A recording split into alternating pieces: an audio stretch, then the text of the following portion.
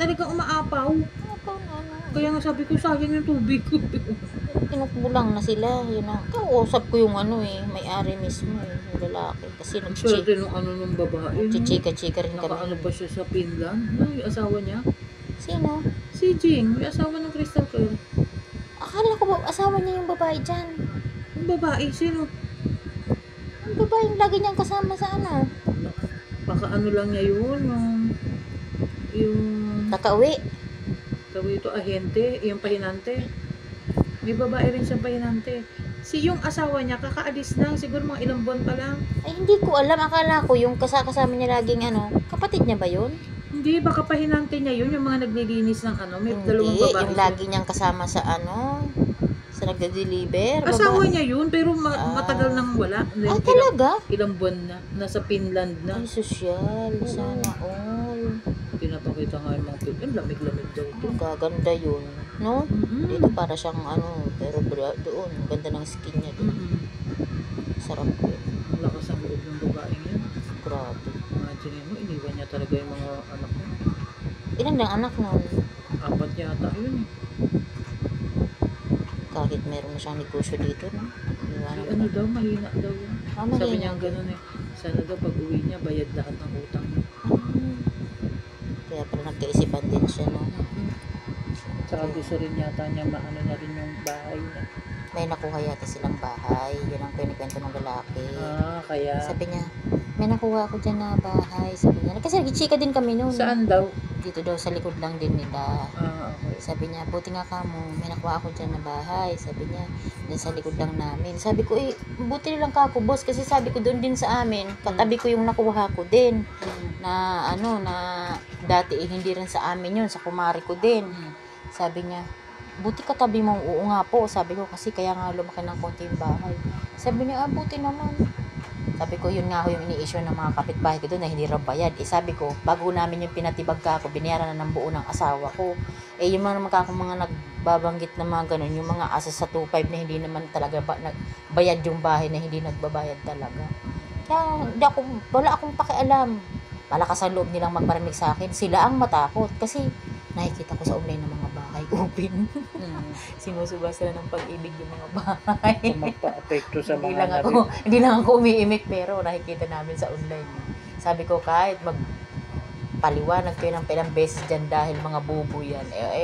Ano ngayon? Mga twiran kayo ng, mga twiran kayo ng gusto nilang katwiran. Beso yung totoo, lalabas din ang totoo. Sa online ng ano nila, bahay nila, ba't ako matatakot sa kanila? Kahit ako issuehan nila, bakit wala sa online yung bahay ko kung di talaga bayad, di ba? Pare-pares lang naman kami dyan, halos nauna pa nga kami dyan na dumating. O di, ibig sabihin, kung mau-open yung bahay ko, matagal nang open, kung talagang hindi bayad.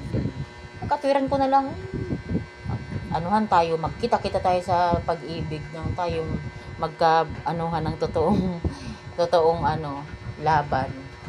Ako, may dokumento ako yung papakita, bayad bahay ko, sila, pakita sila ng dokumento nila. Maglabasan ka Oo, ng wala resibo. naman problema. Walang problema. Hindi resibo at bayad na. Dito lang ilalabas ko sa kanila. Dahil matagal nang bayad yun, 2015, nung pinapagawa ng kasagsagan yun, binayaran ng buo ng asawa ko. Pumila pa yun dun sa Mina. Magkano niyo nakuha yun? Mura lang ang bahay dyan sa amin. Magkano niyo nakuha? Kahit ikas mo nga lang, kalahating milyon, 2 unit na. Okay. Dito sa inyo, 1 milyon, 1 unit. Doon sa amin, dalawang unit, kalahating milyon. Ang milyones lang ang paggawa. Yung paggawa, kasi talagang doon talaga kumain ng pera yung paggawa. Milyones talaga yun. Yung halaga ng bahay, ang liit-liit lang. Kaya nga sabi ko nga, bubo, magkakwento-kwento lang naman, di pa kumplituhin ang kwento. Bakit ka magpapabuo ng milyon na bahay kung yung halaga ng bahay, 250 lang naman? Di mo kayang bayaran. Diba? Bubo ka naman masyado nun kung unahin mo pa yung pagpagawa ng bahay kaysa dun sa totoo mong babayaran sa pag-ibig. Kaya natatawa na lang din ako tinatawa-tawan ko lang magsinungaling kayo dyan. Di magsisinungaling ang online. Ang internet, di magsisinungaling. Mga putol. Nakapost na. Sinusabasa ng pag-ibig. Matakot sila ang kabahan. Ako, sitting pretty lang ako. Bayad bahay ko eh. Bakang problema. Kahit issue pa nila ako ng kung ano-anong hiwalay. At least responsable yung asawa ko. Kahit tumilata ka maghapon. Kahit tumilat ako maghapon, may laman ng bulsa ko. Hindi ako naghihingi sa inyo hindi ako nangungutan ng bigas sa inyo. Issue nga sa kanila yung pagpila-pila ko ng bigas din kay kay Dinhay. Anong gusto mo? Kung mamamayan ako ng mamatid porque nagbablog, bawal na pumila? Bakit? May sweldo na ba ako sa vlog? Wala naman akong sahod, 2 buwan lang ako sa vlog. Questionin nyo ko na pila-pila pa daw ako, nagbablog daw. Pwede, kayo na ang nakakaalam ng totoo sa YouTube. Tanungin mo si kung ilang taon na sumweldo para alam natin. Alam ko taon dyan eh. Si Orly.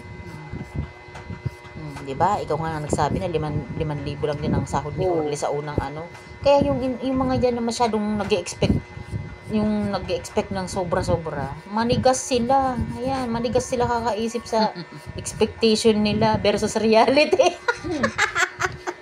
Hindi lang ako umiimik sa kanila. Pakialam ko sa inyo. At saka bakit apektado sila sa sweldo ko ako naman naghihirap na mag-YouTube. Hindi naman sila.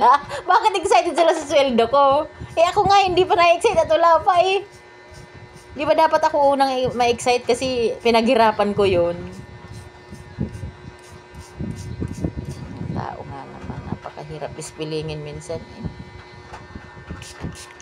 Kaya minsan nahiyaan ko na, tinatawan-tawanan ko na lang.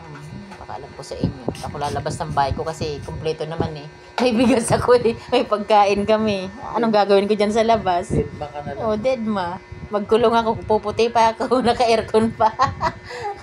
Sarap buhay. Oo. Pero mabait yung Chris Regler na yan.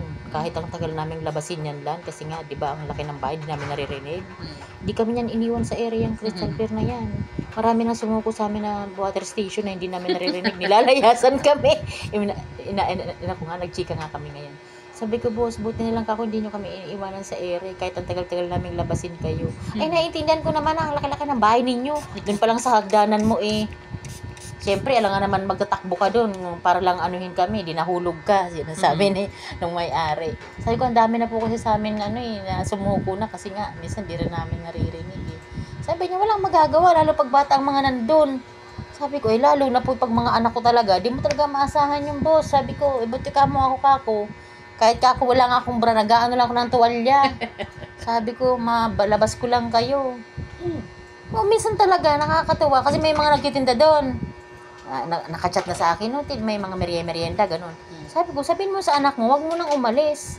Itim nga lang. Itim pala.